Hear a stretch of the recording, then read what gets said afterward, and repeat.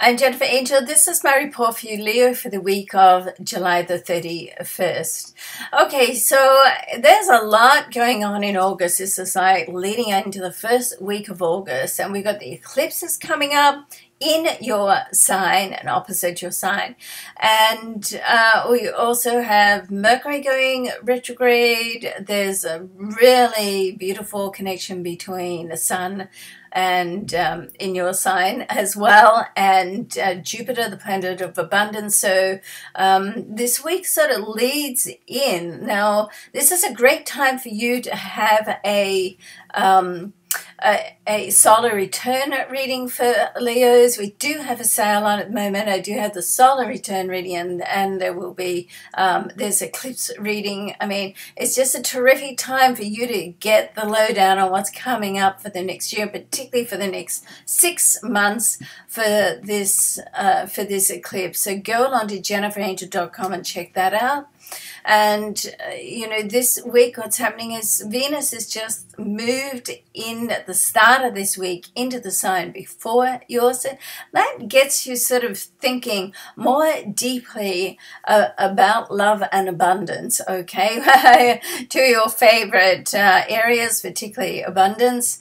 And be careful with Venus in this area of either you keeping secrets or someone else keeping secrets, okay? I mean, of course, not everybody needs to know all of your business, and some people need to know some of it, so, that's up to you. And if you think something's not quite right, well, guess what? Probably isn't.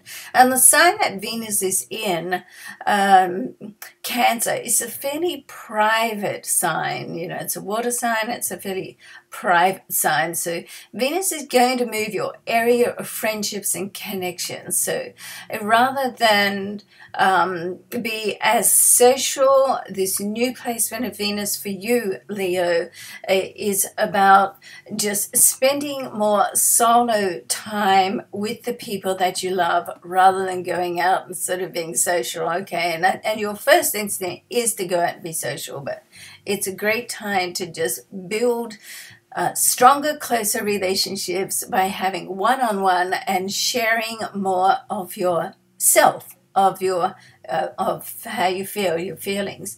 Now, Mars and the Sun in your sign are still conjunct, so this is a very powerful energy when these two are together. They're still in that, degree of conjunction, and it really it triggers. It's the trigger to push you out of your comfort zone, number one, and particularly as Uranus goes retrograde this week in your area of soul purpose. And so that's like the middle of the week, which says like right through the week, things can be a little unsettled. Keep your schedule, a little bit flexible, and all this sort of going on and leading up to these eclipses. So it's like you can have a shift, almost like some of those aha moments, okay, which come from Uranus and also from the 12th house where Venus is. And those aha moments can be about, love or money. And really, in my mind, there's two things that make the world go round, and it's love and money, okay? So you can really get in touch with some deeper realizations about your life, where you're going, where you want it to go, and what sort of changes you need to put into place for that to happen. Great time to do that. And as I said, a great time to have a personal reading to get some insights for that. Great to have an astrological reading once a year, really, at least to sort of get to know what's sort of coming up. Now, at the end of the week, there's a square between Pluto and Jupiter.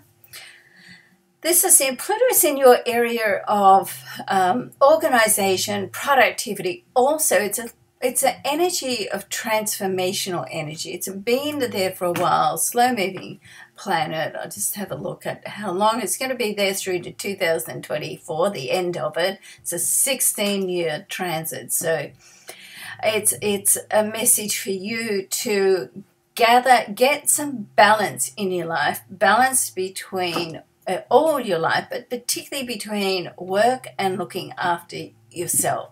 The more routine that you can fit in your overall well-being, and particularly during this time with everything coming up, and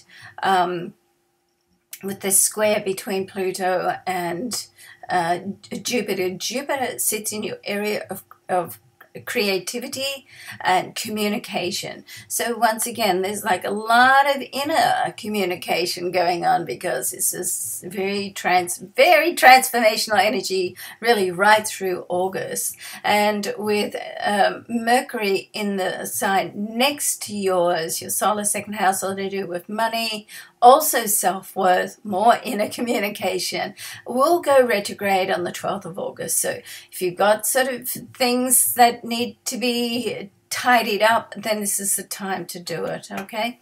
All right, so the card I've selected for you is from the Rider-Waite Tarot pack, and here it is, the World, okay? I love that for you, because it's like, you know what, the world really is your oyster at the moment, Leo. You can really do whatever you want. It's up to you, okay? You've got choices, and when you have choices, you have decisions to make, and it's an exciting time. So go along to jenniferangel.com while you're there. Have a look at the readings, and please, I'd really appreciate if you could subscribe to my newsletter. That would be great.